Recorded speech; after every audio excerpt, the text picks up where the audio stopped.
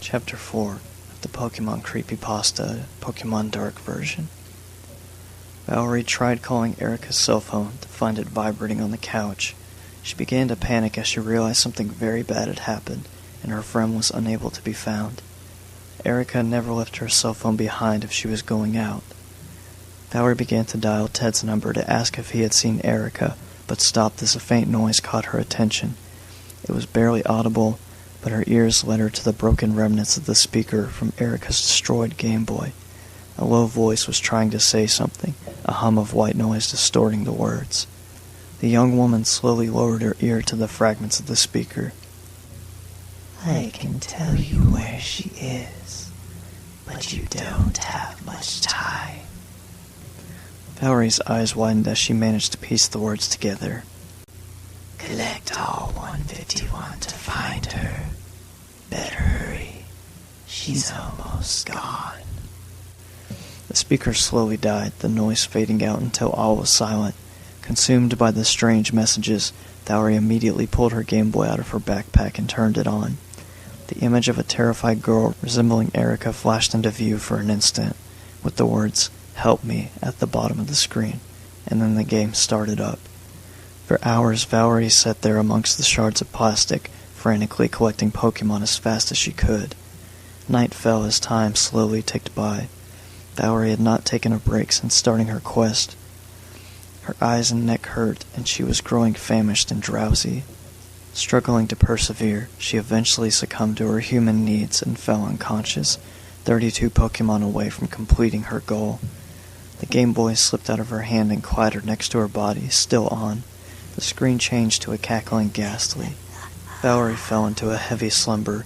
She found herself in a nightmare, surrounded by a dark purple fog. It was so thick she could barely see what was in front of her, blindly walking forth to find something, anything, in this ghostly haze. She felt as though something was watching her, and slowly turned to see a narrow pair of white eyes and a shining, swaying pendant.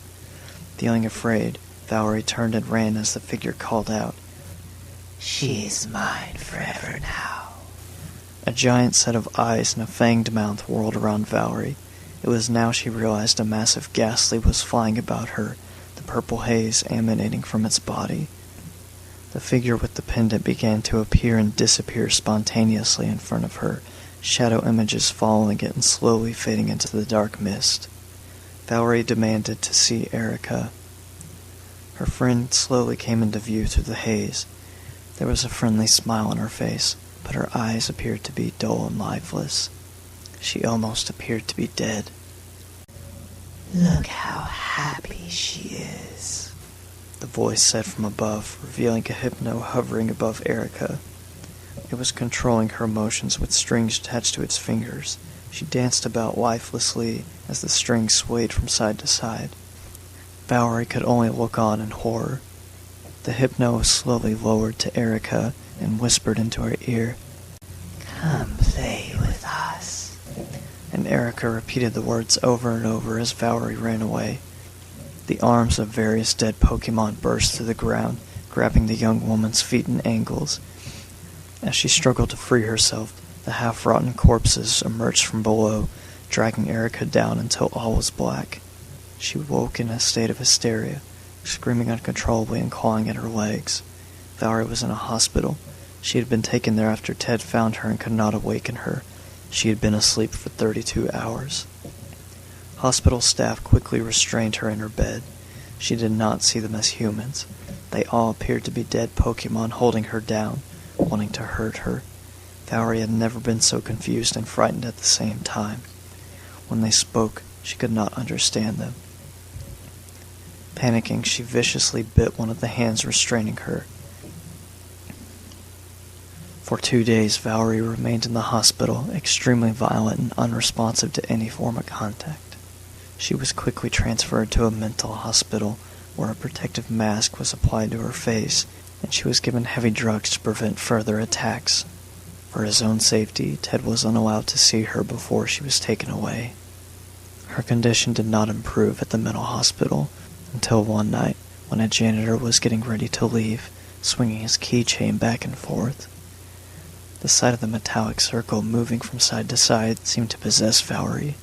The janitor couldn't help but notice her staring at his keychain. When he asked one of the doctors about her, the doctor claimed to know nothing of it, and a small experiment was conducted. After determining that the swaying of the circle seemed to calm her and put her in a stable condition, a device was put into Valery's room, a pendulum that swayed slowly from side to side. For days she did nothing but sit in front of it and watch mindlessly. When she was forced to be separated from it, she became extremely upset and manic. The doctors ultimately decided it was best to leave her in front of it from now on.